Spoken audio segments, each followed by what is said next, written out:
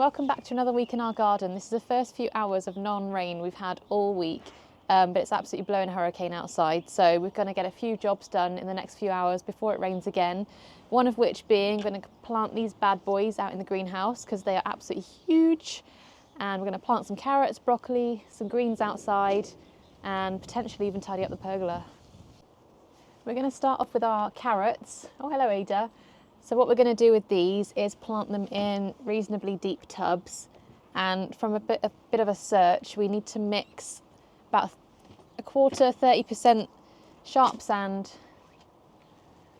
move Ada, sharp sand, compost, soil and some vermiculite, just for some nice free draining soil and so the carrots can grow as big as possible.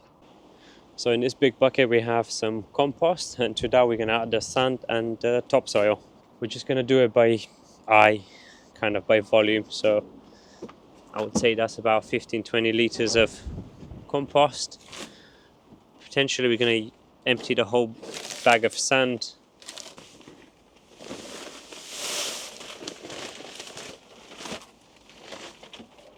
I would say that's about right.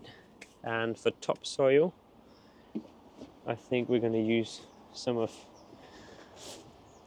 this bucket over here that we used to grow something last year.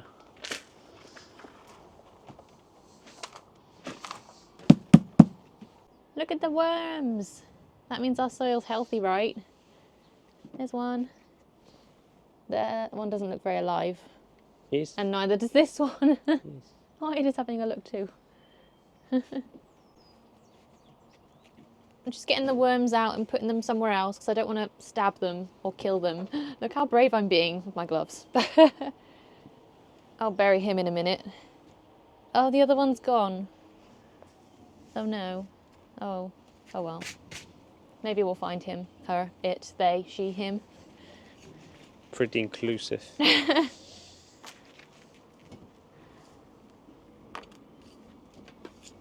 Oh, there it is. Mixy, mixy. Oh wait, the compost is at the bottom, isn't it? I need a bigger spade. I feel like I'm mixing the top really well, but the bottom not so much. Is there an easier way of doing this? I think I actually have an idea. Ta-da! Ah. Always an excuse to get the drill out. That looks easier. It's like a giant cake. By the way, I use this to mix our compost with. It's pretty handy and saves a lot of manual labor. We almost forgot the vermiculite, but I'm quickly going to bury it before the wind takes it away. Hello, puppy. Hello. I would say this is pretty well mixed, so... Looks mixed. All done with my topsoil, compost and sandy mix for the carrots. We earlier said we were going to put them in these pots, but we've just decided that these would be better for peppers or chilies because they can actually fit in the greenhouse quite nicely without having to lug something like this around. So this is going to stay carrots. It's, from looking at the planter app, it's about 16 carrots per square foot, and this is a bit bigger than a square foot. To be honest, what we're going to do is just put loads of seeds in and then thin them out. So it could be, more than 16, less than 16. We'll just see how they grow. And while she's planting the seeds, I'm going to go and grab some more compost to put on top. These seeds are tiny. I feel like they're going to blow away. Sprinkle, sprinkle. Ah! I don't know how many's going to grow. Maybe I should just put loads in. I don't really know how many to sprinkle. I feel like I sprinkled quite a lot. Yeah, I think we can just thin them out if they all grow. If they all grow. Why don't you just do it? I've put quite a lot. I think that's more than enough carrot seeds. We can end up having a carrot forest. What, it's like our tomato forest? We just grow forests now. Yeah, like a spinach. Sorted. So in this bucket I've got some compost, though we're just going to sprinkle on top. and we're gonna water well.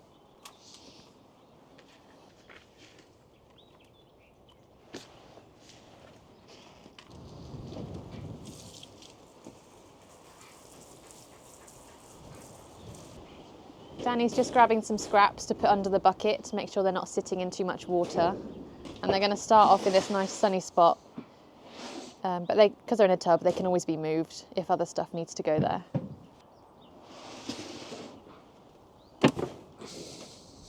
That's the carrots done.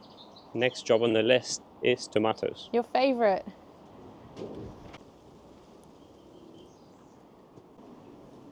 We're taking a bit of a gamble with the tomatoes as it's only the second week of April. We're putting them in the greenhouse. If we have the greenhouse by the end of today, the wind just might blow it off. As you can see, the tomatoes are getting pretty tall and we can't possibly keep them on the windowsill anymore. So they're going in the greenhouse today. Some of our plants are doing pretty good. If you've seen the last video, you already know that some of them are not that great, but there is some new growth to come back to life. And what we're going to do, we're only going to put some of the good ones in the ground and some we're going to keep in the containers, in the pots in the greenhouse. So if there is chance for frost, we can simply bring them in, and if these ones get damaged, the ones that are going to go in the ground, we can always replace with some of those.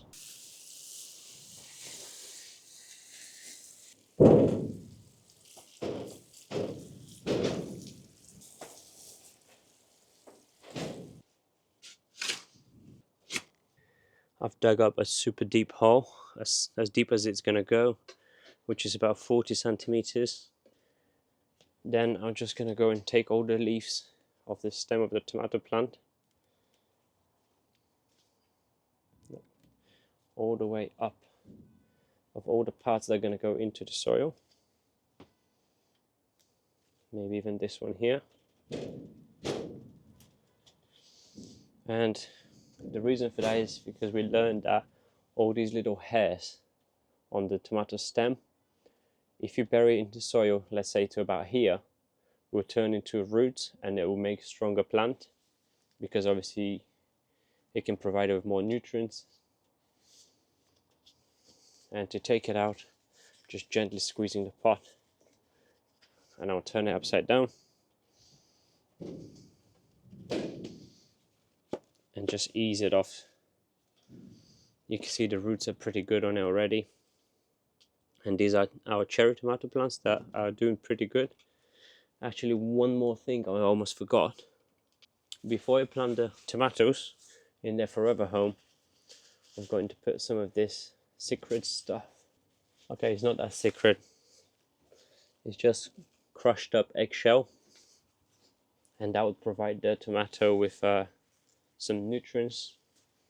Instead of putting our eggshell into the compost, which we do anyway, but they take so long to break down, we read that it's much easier if you just dry them in your oven on low temperature and turn them into powder and just put them at the bottom of your plants. So I'm just going to put like a small handful, and I'll make sure to keep some for the rest of the tomatoes. So the crushed eggshell right in the bottom, and then the tomato as deep as you can bury it. And one more thing I almost forgot is to put some stakes now rather than later, just so I don't disturb the root later on.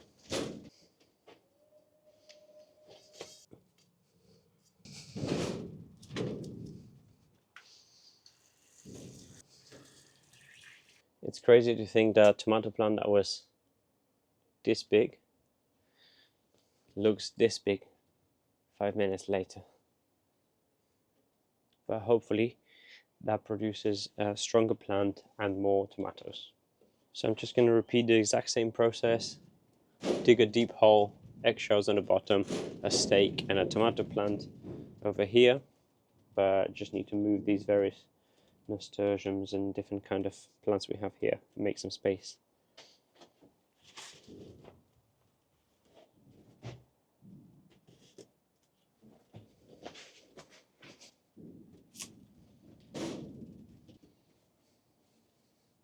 So as I plant them, I just build up the sides a little bit higher of the remaining of the raised bed, because the plan is as soon as these radishes come out, we're going to use the remaining of the compost that we have to top it up to about this level here. So I'm just going to carry on and plant another 2 tomatoes in the greenhouse, but I just need to decide where.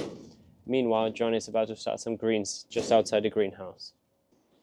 While Danny's been doing the tomatoes, I potted on a couple of broccoli just next to the other broccoli that I did last week. They were actually 2 that I'd left to die in the greenhouse, but have turned out to be really strong, which is always the way. So now they are out in the raised bed. This is just soil and compost from last year. So I'm going to top them up with our new compost a little bit, give it a mix, take out those weeds, and then pop those seeds in. What I've got in my pocket is some Lola Rosso, Little Gem, pak choi, and more kale. I am determined to try and get some kale because it just keeps dying on me. So we'll do those. And I'm just going to chuck some, like I said, new compost in with the old compost. Oh, loads of worms. Jeez, okay. My gosh. There's like 1,000 worms in here. In this new compost. 1,000 worms. Yeah. Oh my gosh, I don't want to hurt them now. Maybe I should just not mix this.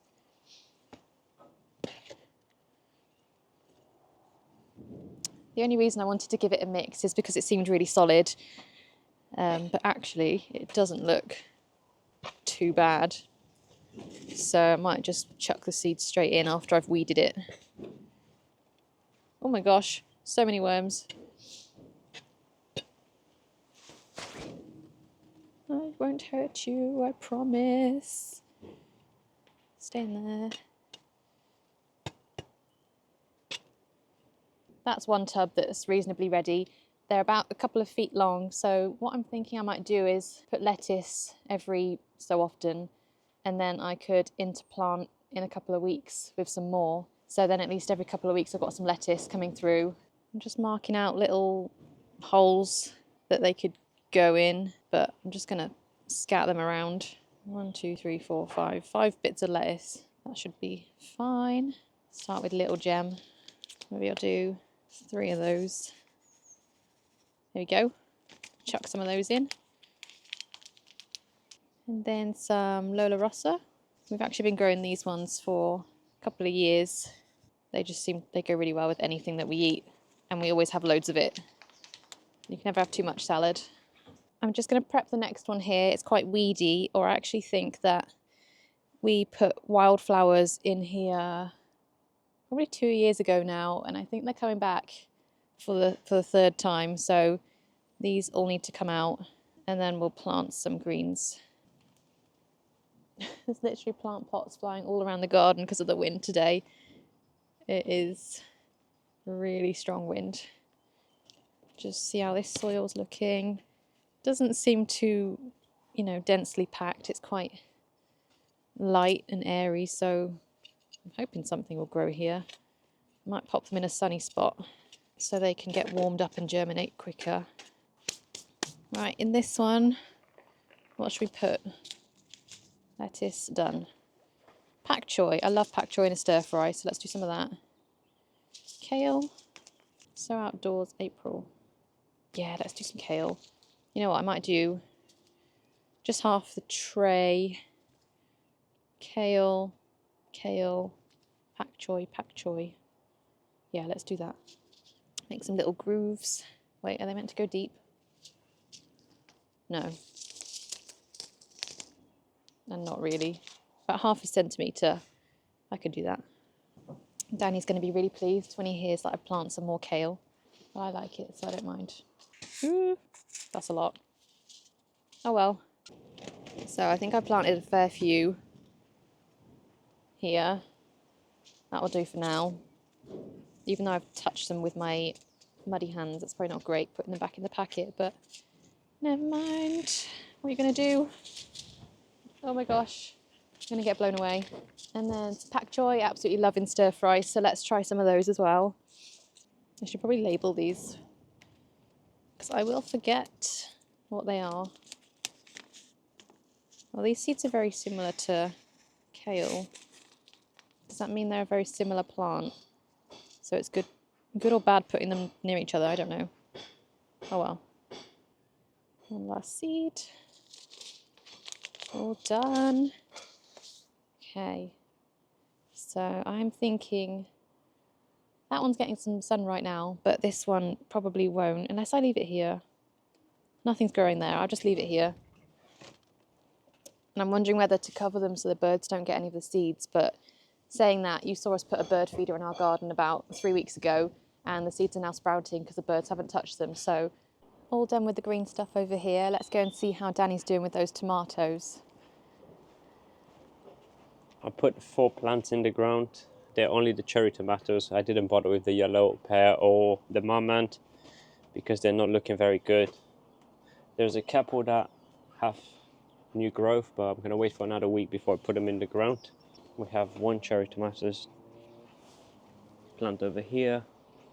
Once those radishes and beetroots are out, I plan to put another 2 potentially, or maybe 1 depending on the space. We have another cherry tomato over here. One there in the corner, which is really nasty corner. It's kind of far in there and you can't reach that easy, but it is what it is. Another one over here. And these I'm just going to keep just in case there's frost, so we can bring them back in the house, and in case those die. Marigolds here. We even started a whole new tray over here that's just starting to come up. We're just going to scatter them all over the garden. But yeah, the garden is really starting to take shape and it's starting to look good. But I just noticed those 2 courgettes here that we started too early. They can just go in the compost. So if you want to take these. Talking of compost, let's go and sort that out. Yeah, we can add our kitchen scraps. Chicken scraps. Just because of the eggshells.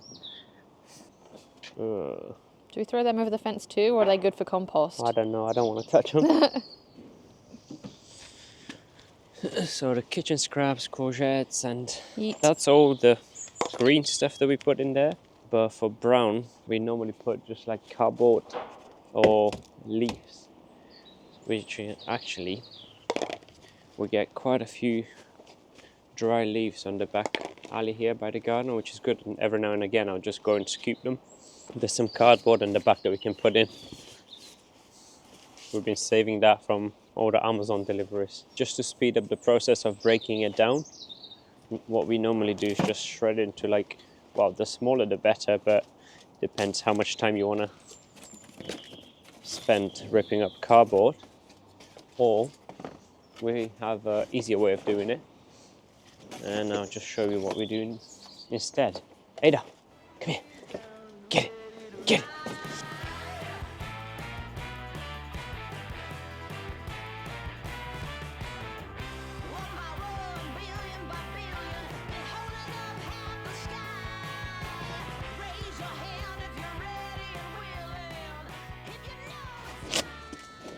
Once we have enough of those cardboard pieces, we tend to just keep a little bit in a bucket.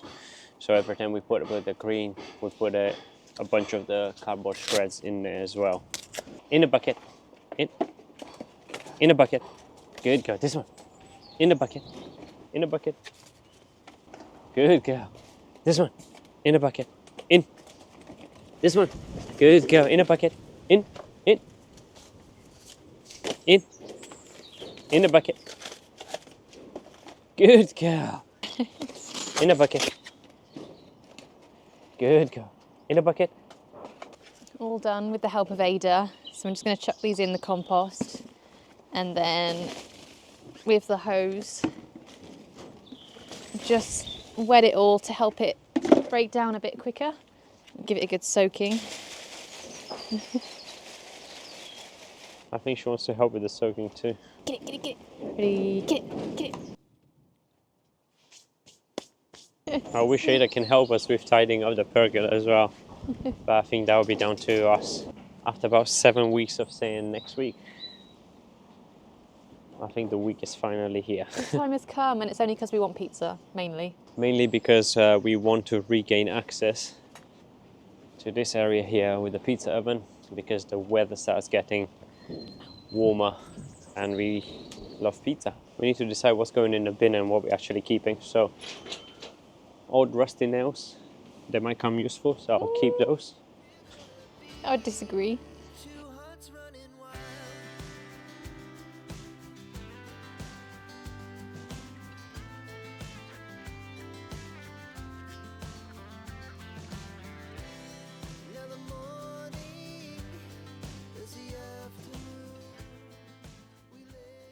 Ta-da! Look at what a difference it makes. So much room for activities. But where is all the trash that we took out? Yeah, the trash is just here, but that has been taken care of. We've booked a slot for the It'll go to the tip tomorrow. So let's give you a little bit of a kitchen tour. We've got our lovely clean seating area with 4 very comfy seats, which recline. And then, more importantly for Danny, I suppose, because he's the chef, is the cooking station. We've got our lovely big barbecue, which I'm not going to open because it's growing mushrooms at the moment. We'll sort that out at some point. Lovely workspace area. The pizza making station, which is for our lovely pizza oven, which is homemade by us. So can't wait to start using that. It's going to be really good. So looking a lot better. Oh, and also our firewood section under here, which is all for the wood-fired pizza oven, which makes it taste amazing. I'm dying to pressure wash the floor, but you know, it already looks so much better than it already does. Despite the hurricane, we've done everything. If you enjoyed this video, maybe you'll like these ones too. See you next time.